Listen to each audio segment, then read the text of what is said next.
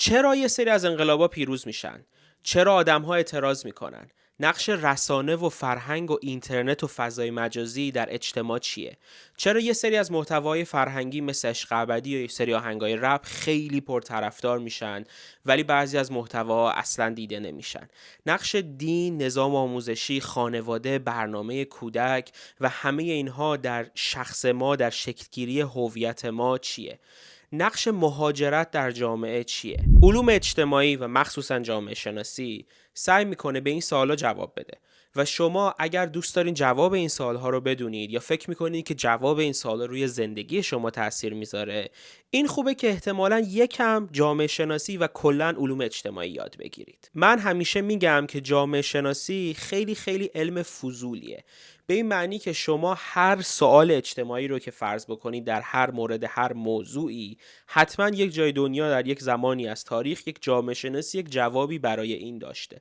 جامعه شناسی تقریبا هر چیزی که در مورد زندگی انسانی و اجتماعی باشه رو بررسی میکنه. جامعه شناسا میان به مسائل خیلی سیاسی مثل انقلاب‌ها، اعتراضا گرفته تا به مسائل خیلی فرهنگی مثل عشق ابدی میپردازن و همه اینا رو بررسی میکنن و نشون میدن که اتفاقا چیزایی که ما فکر میکنیم خیلی فرهنگیه، چیزایی که فکر میکنیم خیلی سیاسیه، خیلی از همدیگه جدا نیستن. جامعه شناسی میاد به یک سری موضوعات خیلی فردی هم میپردازه، از خودکشی گرفته تا مثلا مسائلی مثل این که شما چرا یک موسیقی خاص رو دوست داری، شما چرا مثلا یک فیلم خاص رو دوست دارید، تا مسائل کلانتر مثل شکلگیری سازمان‌ها و سیستم‌ها و دوباره نشون میده که این دوتا به همدیگه مربوطن. و دوباره جامعه شناسی هم میاد مسائل تاریخی رو بررسی میکنه، اتفاقاتی که 100 سال قبل، 200 سال قبل، سالها قبل در جاهای مختلف دنیا افتاده و هم میاد اتفاقات روز رو بررسی میکنه و دوباره میاد نشون میده که تجربیاتی که ما امروز داریم خیلی مجزا نیست از اتفاقاتی که قبل از به دنیا اومدن ما افتاده و در اشتراک تمامی این چیزها جامعه شناسی میاد جوابهایی به ما میده که باعث میشه ما بتونیم جامعهمون رو بهتر درک بکنیم. من دانیال، کاندید دکترای جامعه شناسی، توی این سری از ویدیوها هدفم اینه که جامعه شناسی رو برای مخاطب عمومی به زبون خیلی ساده یاد بدم. هدف این سری نیستش که شما این ویدیوها رو ببینید و با یک سری از تئوریای جامعه شناسی و جزئیاتشون آشنا بشید و مثلا فردا برید محقق جامعه شناسی بشین. هدفش همین نیستش که شما این ویدیوها رو ببینید و فردا برید توی امتحان جامعه شناسی دبیرستانتون یا دانشگاهتون 20 بگیرید. هدف این ویدیوها اینه که من بیام مسائل و مشکلات روزمون رو از دیدگاه جامعه شناسانه بررسی و توضیح بدم و این باعث بشه که شما درک بهتری از مسائل داشته باشید و بتونید تصمیم‌های بهتری بگیرید. حالا من همه این حرفا رو دارم میزنم که شما رو قانع بکنم چرا اصلا باید به علوم اجتماعی توجه کرد، چرا باید به علوم اجتماعی مخصوصا جامعه شناسی اهمیت داد.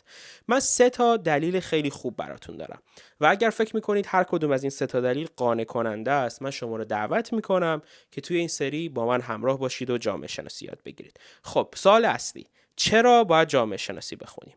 دلیل اول، جامعه شناسی باعث میشه که شما قوانین و نیروهای اجتماعی رو بهتر درک بکنید. یعنی چی؟ ببینید شما مثلا وقتی که فیزیک میخونید، علم فیزیک باعث میشه که شما قوانین جهان فیزیکی رو میفهمید. مثلا میفهمید که گرانش وجود داره، نیروی الکترومغناطیس وجود داره و این باعث میشه که شما بهتر میفهمید چرا رویدادهای فیزیکی در جهان صورت میگیره. شما به خاطر اینکه یکم فیزیک بلدید میدونید که نیروی گرانش وجود داره و میدونید که من اگر این میکروفون رو از دستم ول کنم میفته، یا اگر بپرید میافتید زمین، یا اگر لیوان دستتون رو ول کنی میفته و بعد میشکنه. پس شما یک توجیهی دارید برای دلیل اینکه رویدادهای فیزیکی صورت میگیره به خاطر اینکه قوانین فیزیکی جهان هستی رو بلدید. یا به صورت مشابه شما وقتی که زیست میخونید میفهمید که چرا بدن شما کار میکنه و وقتی که یک اتفاقی برای بدنتون یا بدن هر موجود دیگه یا که انسان دیگه میفته شما میتونید یک حسی داشته باشین، یک درکی داشته باشین از اینکه چرا این اتفاق افتاده.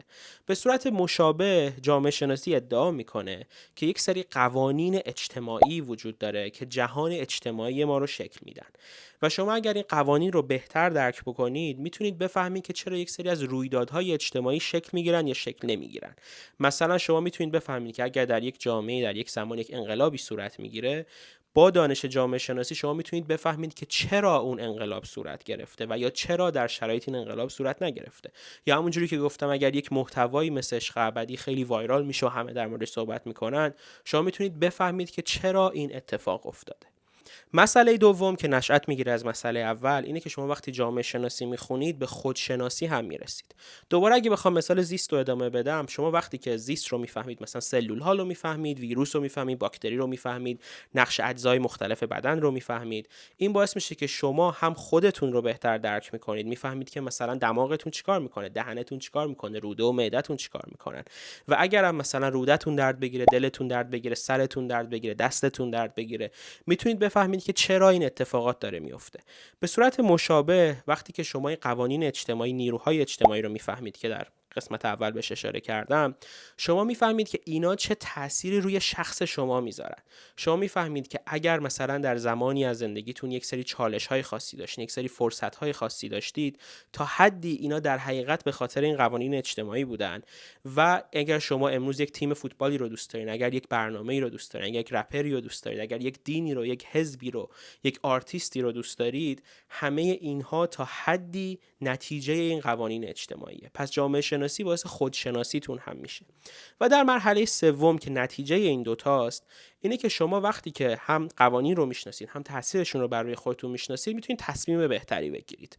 دوباره اگه بخوام مثال زیست رو ادامه بدم، شما اگر بفهمید بدن انسان چطور کار میکنه و چه تأثیری روی شما میذاره، میفهمید که مثلا خوردن غذای سالم از غذای ناسالم بهتره. میفهمید که مثلا اگر سالاد بخورید بهتر از اینه که مثلا یه پیتزای خیلی چرب کثیف بخورید. و شما میتونید تصمیم بگیرید که میخواین برین سالاد بخورید یا میخواین برین پیتزا بخورید. و اینجاست که دانش داشتن در مورد مسائل قدرت تصمیم گیری شما رو بیشتر میکنه و باعث میشه که شما بتونید عاقلانه تر تصمیم بگیرید. به صورت مشابه شما اگر بفهمید اجتماع چطور کار میکنه و بفهمید اجتماع چه تأثیری روی شما میذاره در تصمیم گیری های مختلف اجتماعی، چه در مسائل خیلی شخصی مثل این که مثلا چه لباسی بپوشم، چه محتوایی رو مصرف بکنم، تا مسائل خیلی بزرگتر مثل این که مثلا طرفدار چه فردی باشم از نظر سیاسی، طرفدار چه حزبی باشم، یا مثلا به نظر من چه سیستم اقتصادی خوبه، یا چه سیستم آموزشی خوبه، یا چه سیستم سیاسی خوبه. دقیقاً به خاطر این سه تا دلیل به نظر من علوم اجتماعی خوندن برای همه لازمه. ما همه مثلا یکم ریاضی میخونیم، یکم فیزیک میخونیم، یکم شیمی و زیست میخونیم تا خب بتونیم جهان هستی رو بهتر درک بکنیم و بهتر زندگی بکنیم. به خاطر این دلایلی که گفتم به نظر من علوم اجتماعی خوندن هم خیلی مهمه. به خاطر اینکه باعث میشه شما جهان هستی رو، جهان اجتماعی رو بهتر درک بکنید و درش بهتر زندگی بکنید. پس اگر قبول دارید این سه تا دلیل رو، حتما هفته بعد هم توی کانال من باشید، این سری ویدیوها رو دنبال بکنید تا اینکه با هم بیشتر جامعه شناسی یاد بگیریم. قبل از اینکه این ویدیو رو تموم بکنم، دوست دارم به صورت شخصی براتون تعریف بکنم که جامعه شناسی چطور به درد من خورد و چطور دید من رو تغییر داد. اگر مدتیه که این کانال رو دنبال میکنید، میدونید که من در ایران ریاضی فیزیک خوندم دبیرستان، بعد رفتم فیزیک خوندم و من تا مدت‌ها هیچ درکی واقعا از علوم اجتماعی نداشتم. من 5 سال قبل، 6 سال قبل برای بار اول سر یک کلاس جامعه شناسی و یک کلاس علوم اجتماعی نشستم. توی ایران شما وقتی که ریاضی فیزیک میخونی یا تجربی میخونی، عملاً کسی خیلی اهمیت زیادی به درس علوم اجتماعی مثل علوم اجتماعی و جغرافیا و تاریخ و اینا نمیده. مخصوصا اگر شما یک مدرسه رفته باشین که ارجحیتش روی کنکور باشه، شما اصلاً این مسائل رو جدی نمیگیرید. و حتی اگر جدی بگیرین، اون کتاب‌هایی که هست خیلی کتاب‌های ایدئالی نیستن. یعنی ما مثلا نزدیکترین چیزی که شاید به جامعه شناسی داشتیم همون علوم اجتماعی و خانواده آقای هاشمی بوده که واقعاً کتاب خیلی به درد بخوری نیست. برای همون خیلی از آدم‌های ایرانی شامل خود من، به نظر من خیلی دانش کمی از علوم اجتماعی دارن و خیلی فاصله زیادی داریم ما با درک حداقلی از علوم اجتماعی. من خودم تا 5-6 سال قبل هیچ درک درست حسابی از جامعه شناسی و علوم اجتماعی نداشتم. تا اینکه 5-6 سال قبل من به صورت اتفاقی نشستم پای کلاس‌های جامعه شناسی مقدماتی تو دانشگاه و در طی 2 ترم من مقدار زیادی جامعه شناسی یاد گرفتم و وقتی که من وارد جامعه شناسی شدم، واقعا دیدم به جهان عوض شد. فهمیدم که یک تعداد خیلی زیادی از سوال‌هایی که من همیشه داشتم و فکر می‌کردم اینا اصلا سوال علمی نیستن یا سوال مهمی نیستن، سوال‌های علمی ان که آدم‌هایی سال‌هاست و قرن‌هاست دارن سعی می‌کنن اینا رو جواب بدن.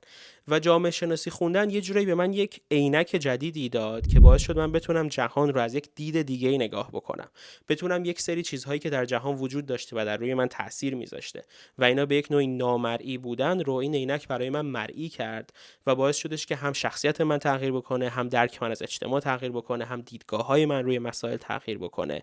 و من هدفم در این ویدیوها اینه که این عینک رو تا حد ممکن به شما هم تقدیم بکنم.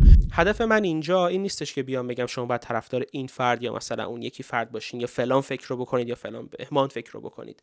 هدف من اینه که بیام جامعه رو برای شما رسم بکنم و شما رو باعث بشم که شما بهتر بتونید جامعه رو بفهمید و بعد اینکه شما با این دانش چی کار میکنید دیگه این در دست خودتونه. و امیدوارم در این کانال و در این ویدیوها همراه به من باشید. هفته بعد میبینمتون.